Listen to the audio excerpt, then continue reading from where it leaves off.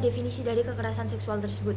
Menurut WHO, kekerasan seksual merupakan tindakan yang dilakukan untuk memperoleh tindakan seksual atau tindakan lain yang diarahkan pada seksualitas seseorang dengan menggunakan paksaan. Berdasarkan aspek perilaku, Farley pada 1978 mendefinisikan pelecehan seksual sebagai rayuan seksual yang tidak dikehendaki oleh penerimanya. Ada 15 kekerasan seksual, yaitu yang pertama pemerkosaan, kedua intimidasi seksual, termasuk ancaman atau percobaan pemerkosaan, ketiga pelecehan seksual, 4 eksploitasi seksual, 5 perdagangan perempuan untuk tujuan seksual, 6 prostitusi paksa, 7 perbudakan seksual, 8 pemaksaan perkawinan termasuk cerai gantung, 9 pemaksaan kehamilan, dan yang terakhir yaitu kontrol seksual termasuk lewat aturan diskriminatif beralasan moralitas dan juga agama. Dampak dari kekerasan seksual ada beberapa. Yang pertama, dampak emosional dan psikologis.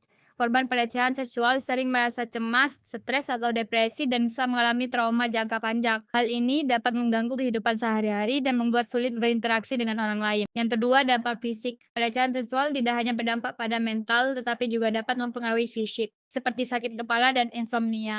Yang ketiga, penurunan rasa percaya diri. Korban sering merasa terhina dan kehilangan rasa percaya diri mereka. Dan mereka juga bisa merasa bersalah atau malu meskipun sebenarnya bukan salah mereka. Yang keempat, dampak sosial. Korban pelecehan seksual mungkin menarik diri dari lingkungan sosial dan menjauhi keluarga. Bahkan bisa berhenti bekerja karena merasa tidak aman dan takut dihakimi. Korban pelecehan memiliki hak atas perlindungan, pemulihan, dan keadilan. Hak-hak ini diatur dalam Undang-Undang Nomor 12 Tahun 2022 tentang tindak pidana kekerasan seksual. Proses pendampingan pada korban pelecehan seksual adalah serangkaian tindakan yang dilakukan untuk memberi dukungan dan bantuan kepada korban dalam menghadapi dampak fisik, psikologis, dan sosial akibat kekerasan yang dialaminya. Proses ini bersifat holistik dan berpusat pada kebutuhan korban.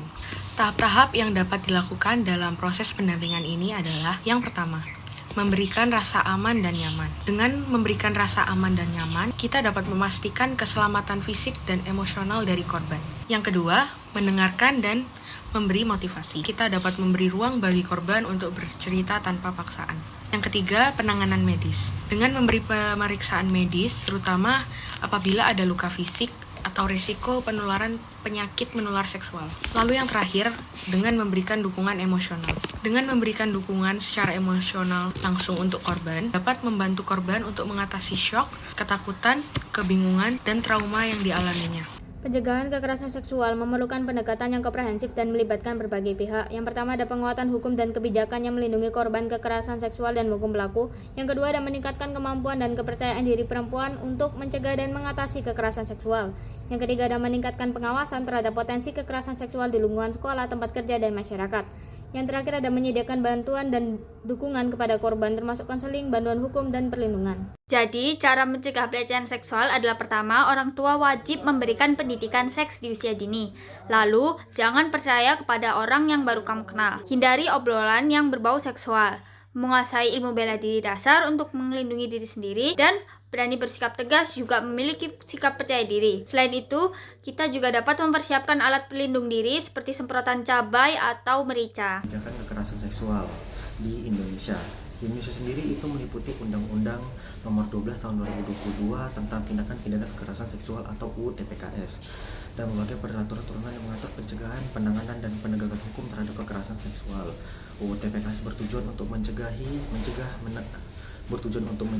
menangani, melindungi, dan memulihkan korban serta menegakkan hukum dan merehabilitasi pelaku. Yang kedua, di KUHP dan KUHAP. Keduanya juga menjadi landasan hukum dalam kasus kekerasan seksual terhadap anak dan dalam rumah tangga. Partisipasi masyarakat dapat diwujudkan melalui tindakan sederhana yaitu seperti mengedukasi sesama melalui kampanye untuk mencegah dan mengenal tanda-tanda pelecehan atau kekerasan seksual, serta mendesak penegak hukum yang adil agar memberikan efek jera bagi pelaku. Hal ini penting dilakukan karena seringkali hukuman bagi pelaku dinilai kurang adil terhadap perbuatannya. Selain itu, Edukasi masyarakat bertujuan menyadarkan bahwa kekerasan seksual adalah penyakit sosial yang merusak masa depan bangsa, sehingga membutuhkan perhatian serius. Adapun peran terhadap korban difokuskan pada pemulihan menyeluruh, mencakup aspek medis, psikologis, sosial, dan membantu korban kembali ke lingkungan semula dengan situasi yang lebih kondusif. Berdasarkan penjelasan dari teman-teman, dapat kita tarik kesimpulan bahwa